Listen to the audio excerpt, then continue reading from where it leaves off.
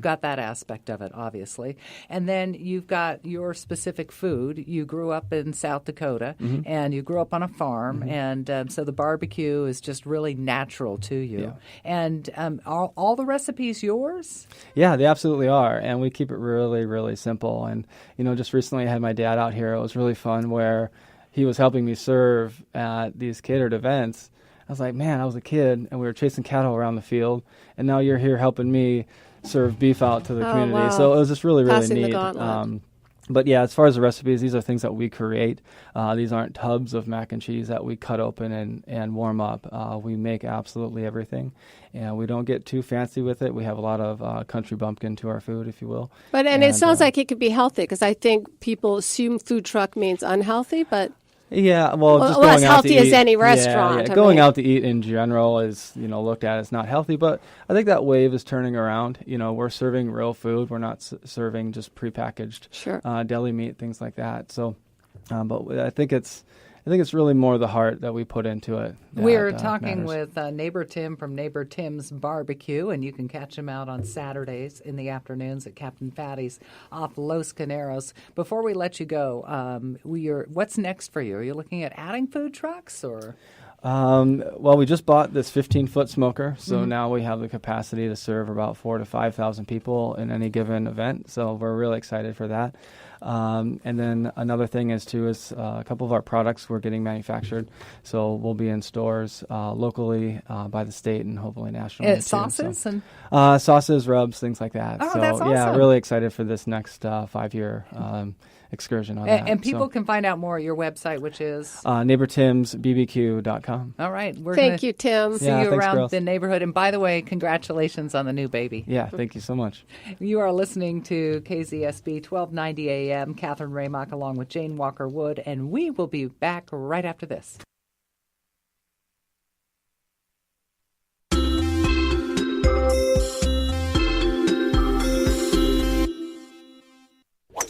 What's that? This? The newest online business banking around. Can you initiate wires and approve transfers? Yes. Pay bills? Check. Cash management? Of course. All business, all online, all on your phone. You bet. My computer, too. It's Montecito Bank and Trust's new business online banking. It works as hard as I do. Huh. Montecito Bank and Trust. You got it. Montecito Bank and Trust. Behind every great community is a great bank. Montecito.bank. Member FDIC. Hi, it's Catherine Raymock. Are you buying or selling a home? See Compass Realtor Terry Ryken. I went to Terry because of his reputation and experience, but was quickly taken by his genuine enthusiasm. It's that combination that truly sets him apart. Terry specializes in properties in Montecito, Hope Ranch, Santa Barbara, and Santa Ynez Valley, and has 39 years of experience as an agent and broker. There are so many realtors to choose from, but only one Terry Ryken. Find out for yourself. Google search Terry Ryken. Hi, I'm Dan Farrick, Managing Director of the Impact Hub Santa Barbara. Come visit us and find out why co-working spaces are booming. Our 2 locations in the Funk Zone and downtown Santa Barbara offer private offices, permanent desks, and a variety of co-working memberships starting as low as $60 a month. Mention Co-work Radio when you book our tour, and we'll give you 10% off your first 6 months of membership. Join a community where you can live and work smart. Go to ImpactHubSB.com or call 284-0078 to find out more. UCSB Arts and Lectures presents acclaimed New York-based theater company Bedlam, performing St. Joan April 19th and Hamlet April 20th at Campbell Hall. 4 actors play 49 characters in this fresh kinetic look at William Shakespeare's and George Bernard Shaw's most famous creations. The adrenaline-fueled performances bring iconic figures vividly to life in 2 riveting, unexpectedly funny, stripped-down stagings over 2 transformative evenings. Tickets at artsandlectures.ucsb.edu.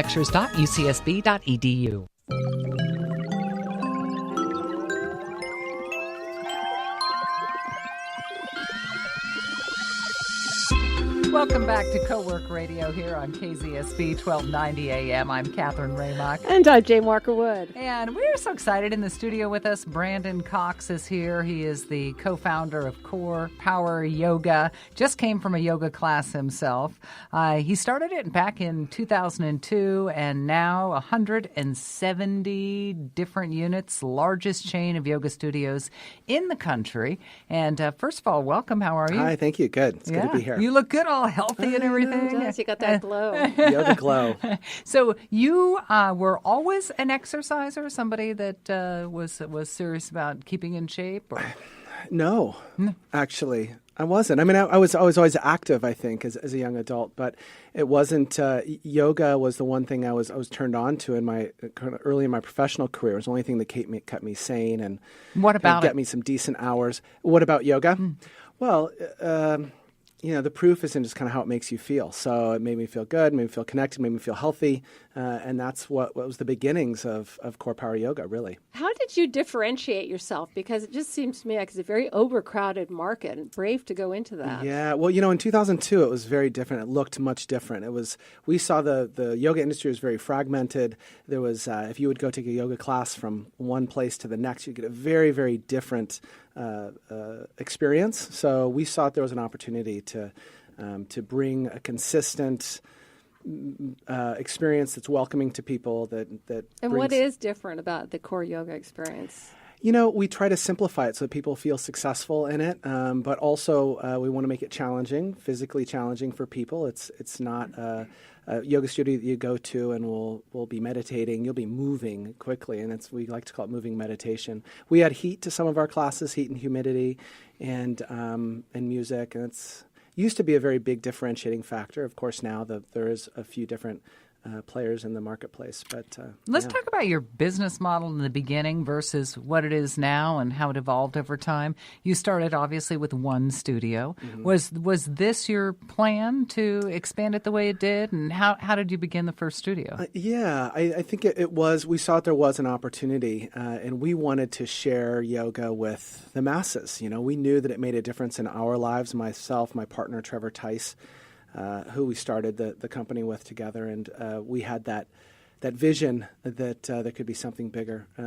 And there's a lot of people. There's a misconception about yoga. If you ask someone, you've been to a yoga class, they're, "Oh, I can't go. I'm not flexible enough." And that's really not. It's not the idea behind yoga. Or it's too religious or something. It's something weird, woo-woo, something. It's really not that at all. It's really just about moving and getting into your physical body, and then how you feel from there. So the first one was where? First one was in Denver, Colorado, and it was a very different scene back then. We had an Office Depot calendar where we kept track of everyone's names, and there was not a lot of people in classes, and now we see we have over 3,000 employees within CorePower Yoga. We have millions of visits. And where's the head office in Denver? The head office is still in Denver, yeah.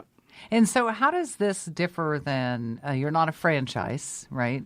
But so you're opening up the CorePower Yogas. Are they run by different people? Do they have a stake in it? What's your business model? Yeah, so CorePower as an entity, they privately own most of their studios. There are so the entity in Denver exists. Of the 170, there's about 40 of them that are franchises. At one point when we were growing, we knew it was very expensive to open up these yoga studios.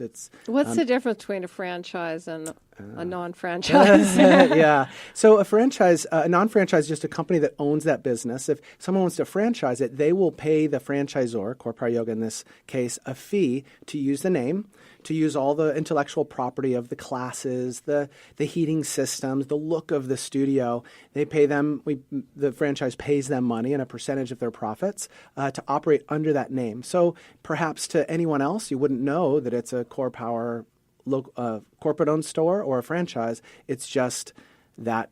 It's just a CorePower experience, and so that's. So, how do you maintain the consistency of CorePower? If you've grown to 170, you could see it with a product, a tangible product. But when you're talking about something like this, how do you do that? Yeah, Catherine, that's the $1 million question. It's all about hiring the right person, getting someone who's dedicated, who believes in kind of the yoga lifestyle and the mission to feel better and do good,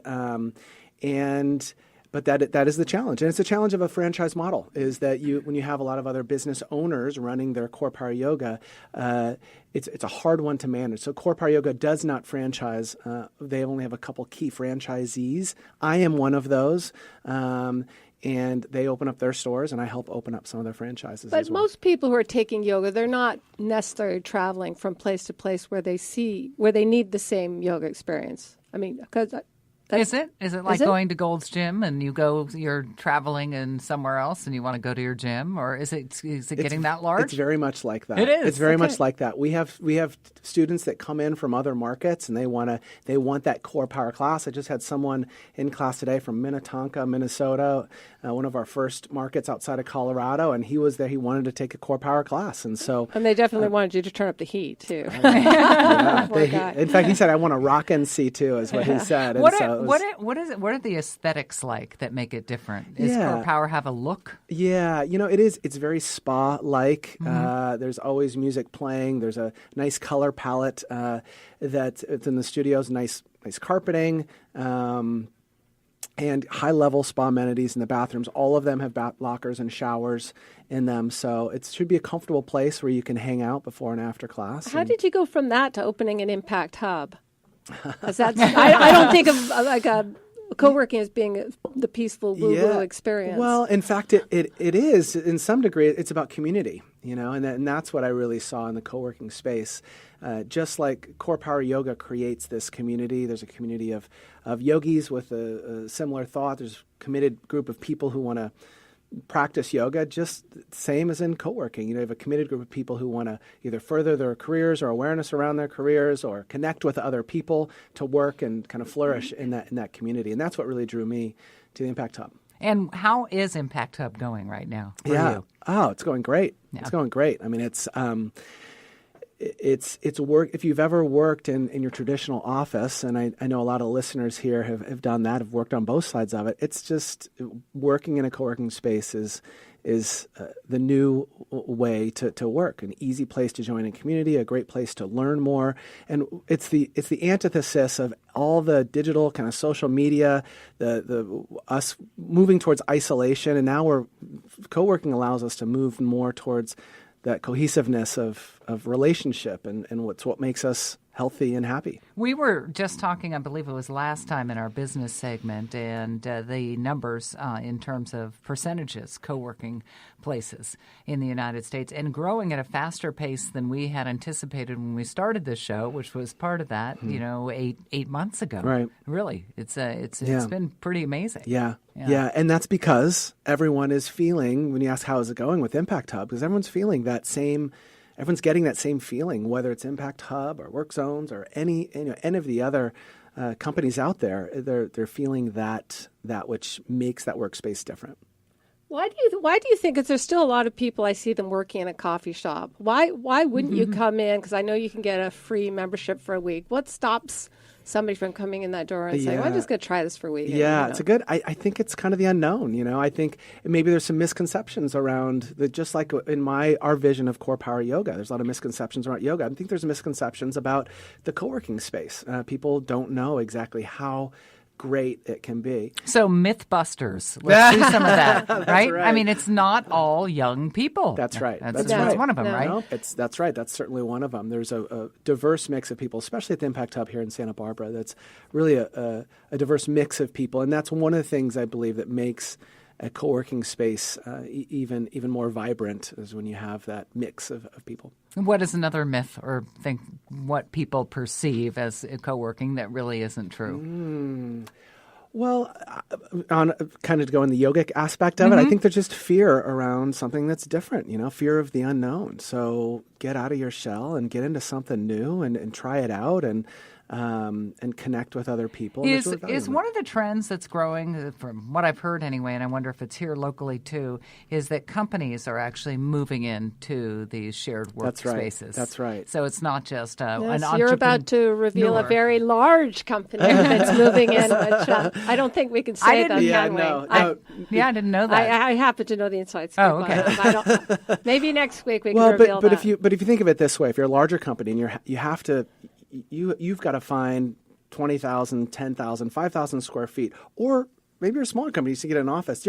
There's a need for it out there, and I think there's an opportunity in the co-working space to be able to provide that space, that company culture, that built-in culture, and to intersperse with other people, regardless of the size of your business. There's an opportunity there in the co-working space. Well, during the fires and floods, a lot of corporate companies, they couldn't get their workers to other areas, say Carpinteria. That's right. And they worked out of Impact Hub, That's and right. they discovered that they liked it. That's